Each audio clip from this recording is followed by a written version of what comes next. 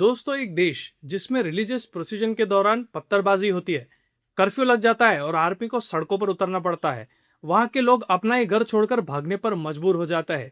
लेकिन उसी देश के पार्लियामेंट में एक मुस्लिम एमपी खड़े होकर एक ऐसा बयान देता है जो पूरे देश को हिलाकर रख देता है। वो कहता है कि मैं एक मुसलमान का बेटा हूं, लेकिन मैं चाहता हूं कि मेरा देश एक हिंदू राष्ट्र बन जाए। ये कोई बॉलीवुड मूवी या फिक्शनल स्टोरी की स्क्रिप्ट नहीं है, यह 100% रियलिटी है हमारे पड़ोसी नेपाल की, जिसे एक शांत देश समझा जाता है। वहां पर एक ऐसी कम्युनल टेंशन बिल्ड हो गई है जिसने शतकों पुरानी हारमोनी को एक झटके में उखाड़कर फेंक दिया है। लेकिन मेन स्ट्रीम मीडिया आपको इसके पीछे की सिर्फ एक सेंसेशनल हेडलाइन बताएगा। वो इसके पीछे के जियोपॉलिटिकल शिफ्ट और डेमोग्राफिक चेंज को कभी डिकोड नहीं करेगा।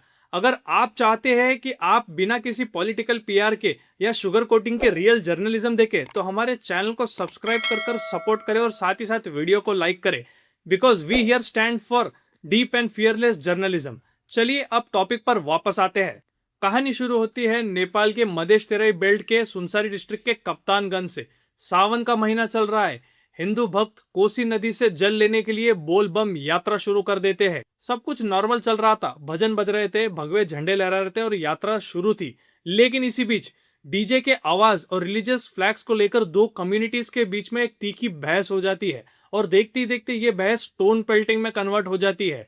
लाठियां चलने लगती है, लोगों को मारा जाता है और बहुत सारी दुकानों को आग के हवाले कर दिया जाता है।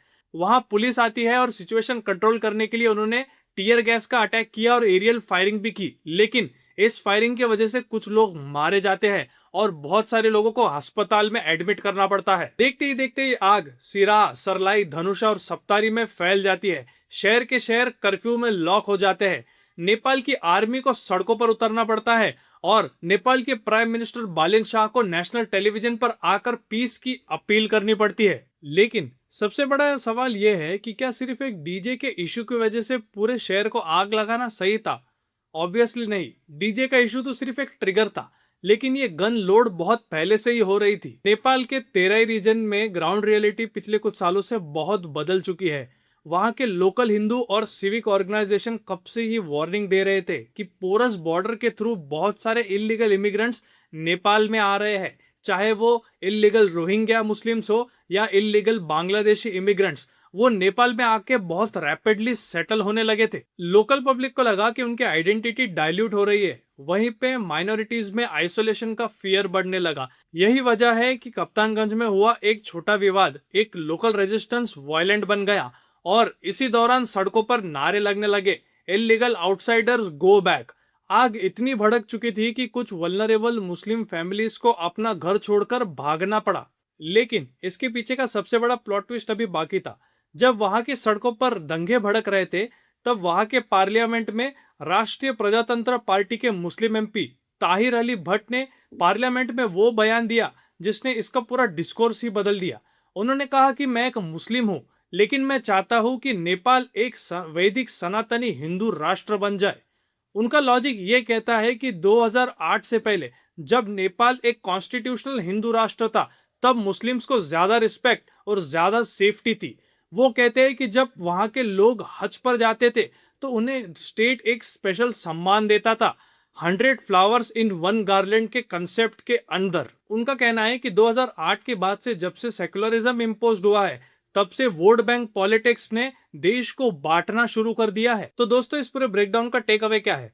नेपाल इस वक्त एक ऐसे हिस्टोरिक क्रॉस रोड पर खड़ा है जहां पर एक साइड उनके पास मॉडर्न सेक्युलरिज्म बेस्ड सिस्टम है, तो दूसरी साइड हजारों साल पहले से कमाई हुई एक सनातनी आइडेंटिटी है। वो नेपाल को चुनना है कि वो किस साइड जाना पसंद करेंगे। ये इशू सिर्फ हिंदू वर्सेस मुस्लिम का एक कम्युनिटी ब्रॉल नहीं है, लेकिन अगर वहां की सरकार ने बॉर्डर सिक्योरिटी को टाइट नहीं किया और ये इलीगल इन्फिल्ट्रेशन को नहीं रोका, तो ये इशू अब दबने वाला भी नहीं है।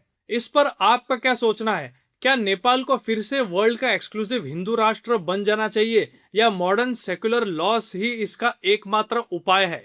वीडियो आपको पसंद आया हो तो इस वीडियो को अपने व्हाट्सएप ग्रुप पर शेयर करें, चैनल को सब्सक्राइब करें और वीडियो को लाइक करें। मिलते हैं आपसे अगले अपडेट में। तब तक के लिए जय हिंद, जय भारत।